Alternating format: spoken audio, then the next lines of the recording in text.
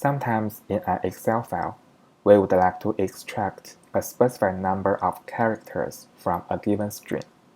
So in such cases, the functions of left, right, and middle would be used. For example, here in column A, we have a few ID numbers.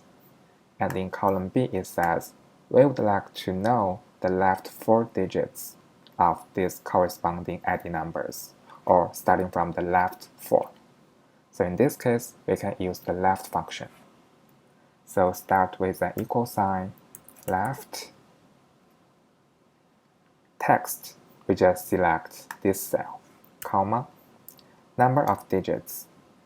We would like to have 4, so we just manually input 4. Right parenthesis, hit return or enter, so we can have this first 4 digits.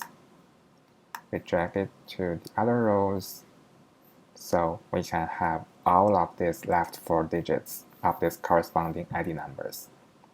Okay, so next, now we would like to have the right 4 or the end of 4 digits of the ID numbers. So in this case, we can use right function.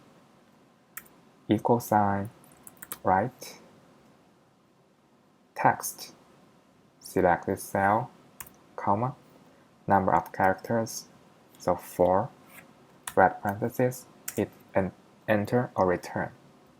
So we have these right 4 digits. Apply to the other rows, so we get them.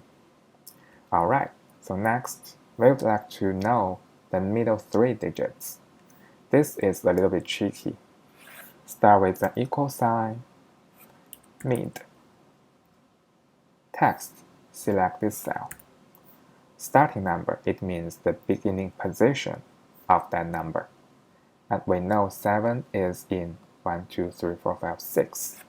In number 6. Don't forget this dash. Comma, number of characters. We would like to have 3, so just type 3. Hit enter or return. So we have these middle 3 digits from this ID number. And that's it. So using left, right, and mid functions, we can easily extract the numbers we want from a text string.